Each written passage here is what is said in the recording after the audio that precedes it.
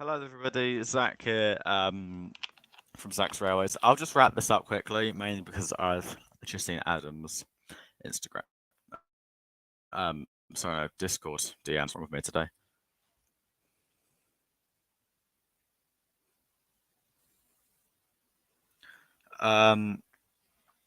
So of course today is November 11th. So my condolences do go out to anyone who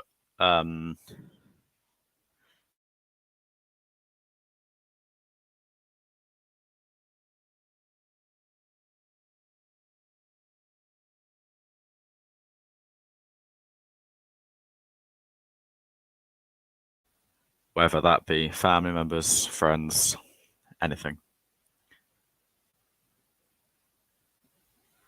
So yeah, I think it's just really important that's acknowledged quickly. Right, okay, so the title does suggest Tales of the Jedi review. That is correct. I will be doing a Tales of the Jedi review very, very briefly. Just taking a quick look at every episode and what I honestly thought about them. So, of course, first things first, we have episode 1. Right, okay, I need to say something now. Spoiler alert. Spoiler alert. This contains spoilers. So, if you don't want to hear spoilers, I don't know, ignore me. Or just leave the stream, I guess. But yeah, spoilers. You've been warned. So, of course, episode 1, yeah, we see baby Ahsoka. Oh. Yeah, we see baby Ahsoka. And of course, it's a very simple episode to start the series off. But honestly, I think it is still very, very, very good. It's don't get me wrong, it's not the best episode of the series. I'll get onto that. But I think it is good. I said it just sort of sets the scene. It is certainly interesting with honestly, I didn't really catch names, so we're just gonna go with I guess maybe the elder of Ahsoka's village. Knowing that Ahsoka's a Jedi is certainly interesting, and it raises a few questions, ones which I will maybe have a look in depth at some point. But it was certainly interesting, so I think it was good. I feel I don't really feel I would have improved it anyways. I would have made it worse, to be honest, if I tried to improve it. But I still think it was very, very good. Second episode, right? Yeah, yeah. Padawan Qui-Gon and Master Dodo. Yes, we see Count Dooku in his prime, and of course, young Qui-Gon. I was blown away just seeing Count Dooku was incredible. But I feel like this episode followed by the next two, they all just you see it. You really do. You see Dooku's dark side immediately popping out. But yeah, I think Justice episode 2. I do feel one of the main weak points of it was I don't know. The whole thing with the senator, I feel maybe it captures the arrogance that politicians would have had at the time perfectly. But I feel he also provides really interesting contrast to Dooku. Of course, Dooku was all about doing the best for his I can't remember if he was a planet or a country, but he is a politician, of course. So it is really interesting to see that. And just his overall contrast once again. We see the beginning of his decline into the dark side and just his overall yeah, his bad side begins to show, especially when he chokes the living shit out of the senator. Holy fuck. Yes, absolutely. I'll come on to that. But yeah, definitely a good episode. Really, really great. Episode 3, choices. Okay, this is the one. This is the one that I feel maybe was the. maybe a little bit weak. I just think it starts off great. I mean, we know that Dooku is on a mission to see, to investigate the reports of Jedi Master Katru. We see Dooku now, probably a couple of years older. You know, he's grown the beard. He is becoming Count Dooku, and we don't see as much of his dark side this episode, but we still see that, you know, it's there. It's kind of lingering, and of course he goes with Mace Windu. Seeing Mace again was sick. One thing I will pull up now is, especially in this episode, Count Dooku sounds so much like Severus Snape and Alan Rickman as a whole. I can't be the only one who didn't notice that, right? Surely. I can't be the only one. But yeah, it's not a bad episode, but it is interesting to see the ideologies that are thrown around, especially when you see Dooku and Mace Windu together. Of course, Mace Windu doesn't fear the dark side. He does use it, of course, which is really, really nice. But it doesn't really show us much development in Dooku. It doesn't build on what we saw, and of course it's supposed to be about him, these 3 episodes, but it's still good, don't get me wrong. But I feel like it is the weakest episode, especially of the Dooku trilogy. So now we come on to episode 4, which, as Adam put, is 100% the best episode. 100%. This is so poggers. I love it. Because, of course, we see Dooku is still allowed at the Jedi. I didn't say No, wait, what? Have I done something wrong here, Adam? Who plays Severus Snape again? Have I done something stupid here, Adam? Please tell me I haven't. No, he's definitely Severus Snape. That's what I said. That's what I said. But of course, yeah, fine. Okay, he just sounds like Alan Rickman. Okay, cool. Anyway, I can't be the only one who noticed that. Okay. But yeah. So of course, Dooku is allowed to roam the temple. Of course, he has left the Order by this point, and of course, we are sometime during episode 1 right now. Well, for the first scene, where we learn that Qui-Gon Jinn has encountered a Sith Lord. Oh my golly gumdrops! I wonder who it could be. Interesting. I know. I did an oopsie. Okay, Adam, it's Friday. My brain cells are on annual leave. Pingus. But yeah. And then, of course, then Qui-Gon leaves, mentioning General Kenobi. That was terrible. But yeah, we know, of course, Kenobi. But still, it was great seeing Qui-Gon. It was so damn nice. Just because Qui-Gon. And then, of course, we've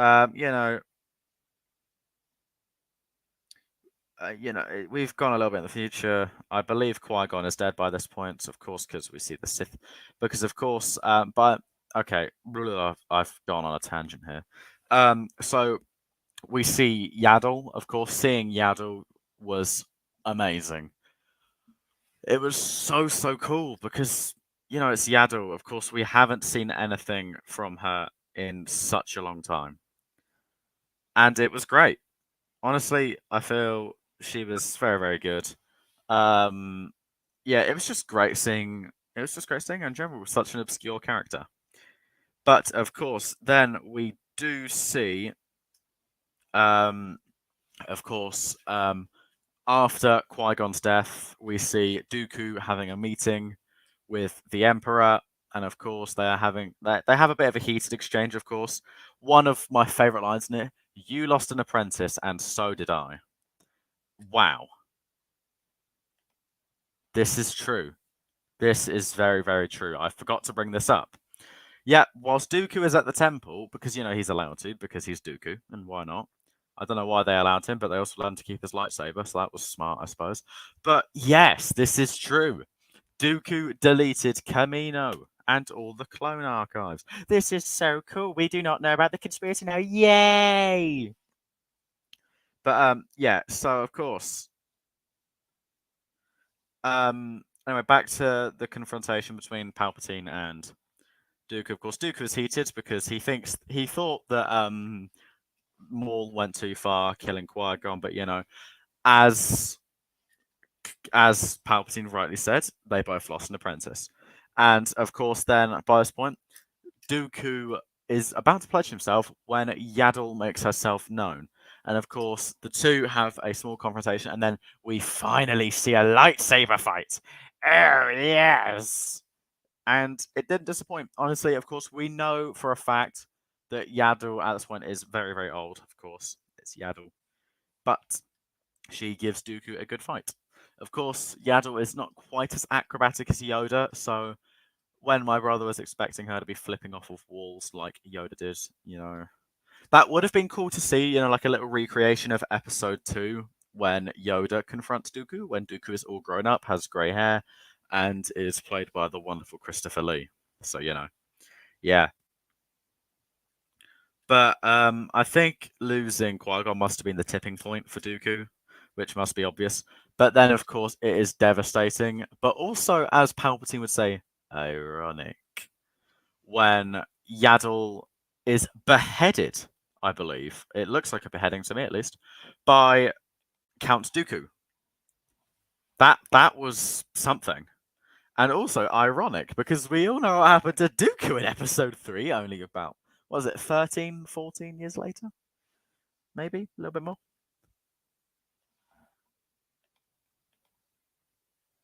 Exactly. You think if the door didn't do it, the fucking lightsaber was. Jesus Christ, yeah. Of course, the door. Honestly, I thought the door was the end, but then the door started, creeping on up. And I was like, oh shit, would you look at that? And of course, Dooku truly purged him. No, that's not the right word. I don't know. He showed his loyalty to Palpatine, and that ends the Dooku saga. It's nice that they put these episodes in chronological order, though, instead of doinking them in, like Ahsoka has 3, then Dooku gets his 3. I like it. But in episode 5, Practice Makes Perfect, we see Ahsoka fighting with some of the training droids, but Anakin being Anakin is like, nah, listen, we're gonna have Rex, and he's gonna shoot at you. And yeah, because this is completely different, Ahsoka wouldn't have done too much combat like this with clones shooting at her from every direction. So, of course, she gets KO'd and KO'd and KO'd and KO'd by Rex. And once again, we get one of my favorite lines. I have to say it. Jesse really tagged you. I can't do Rex voice, but yeah. The line Jesse really tagged you there is just really funny. So Jesse's just like, sorry, Commander. It's so funny. I really love it. I really, really do. But yeah. So yeah. The episode is great. I mean, we do see she improves and improves, and then we see the end of it all, which is really, really sad, you know. But as said, what I think this episode lacks in I'd say action. It still has action. It just makes up for in Ahsoka's character development, which I think is really, really important. And as I said, it's just so damn cool seeing Rex and the 501st back in action. I say action. Yeah, it's certainly interesting. But now we come to episode 6, and of course, this will be the last episode I talk about. So we start off, we see Ahsoka at Padme's funeral when Senator Organa finds her. And of course, then she gives her a communicator, which is pretty cool. I like it a lot. It's really, really nice. It's just cool that, Organa was looking out for her. Of course, he looked out for Kenobi and a few others. So, I just think really, really cool. and we transform to see adult Ahsoka, or Asha, as the name she adopted says. And she is working a very, very, very humble job, which is good, when she is given out by someone else on the planet, an Inquisitor at that, who I believe is the sixth brother. Um, don't quote me on that. My of course, it is the sixth brother, I believe, but I could be wrong. God knows at this point. But yeah, so of course he comes back and purges the village, believing that the young boy who gave Ahsoka out was fibbing. And so Ahsoka comes back and takes down the Inquisitor. And of course, this is how she got her white lightsabers. Of course, yeah, my brother asked the main question of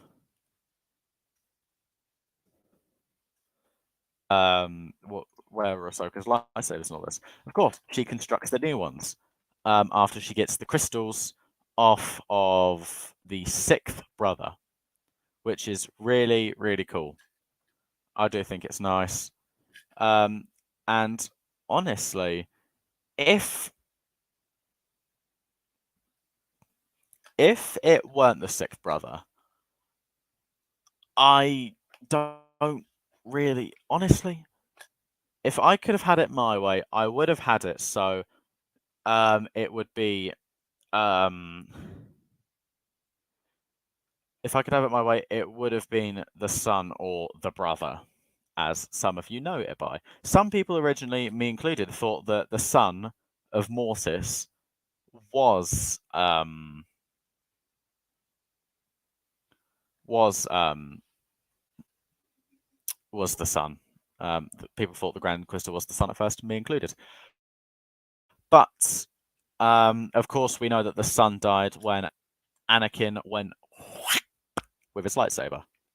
So yeah, it can't be the son. But if I could have it my way, it would be, because it'd be cool. But yeah, and of course we see Ahsoka disarms the Inquisitor and lops his head off, and then she earns a lot of respect from those who survived the purging of the village. But as a finale to Tales of the Jedi, I think it achieved what it was supposed to. It did live up to the action. We weren't expecting anything crazy, and of course we weren't going to get anything crazy. You know, there wasn't really room for much lightsaber to lightsaber combat in the film as a whole. But then again, I can't complain. It was very, very good. As a finale, I think it served its purpose well, and the fight feels very much like Maul versus Kenobi, in the fact that it didn't intend to be flashy, but it got the emotional message of what it was supposed to do across. So yeah, that's my review on Tales of the Jedi. I couldn't have been asked to do this as a video, since 70 years took forever to make, and I can't be asked to go through that again. But yeah. So my overall thoughts on Tales of the Jedi, I think it's pretty good. On out of 10, I'd say maybe an 8 out of 10. A couple of things it could have been doing with, I said. But that's my bias. As I said, I feel like episode 3 and kind of Dooku's saga as a whole, I don't think it was quite as meaningful as Ahsoka's. Of course, it delved into Ahsoka's backstory, but and Dooku's backstory really nicely. But I would have liked to see a little bit more on his political life. But maybe that's just me. I feel like it would have been fun. Maybe give them both an episode each, another episode each, or give Dooku another episode and then give another character an episode. Maybe that's a thing for if there's a second season. But hey, that's another story for another day. So thanks for watching, everybody, and bye for now.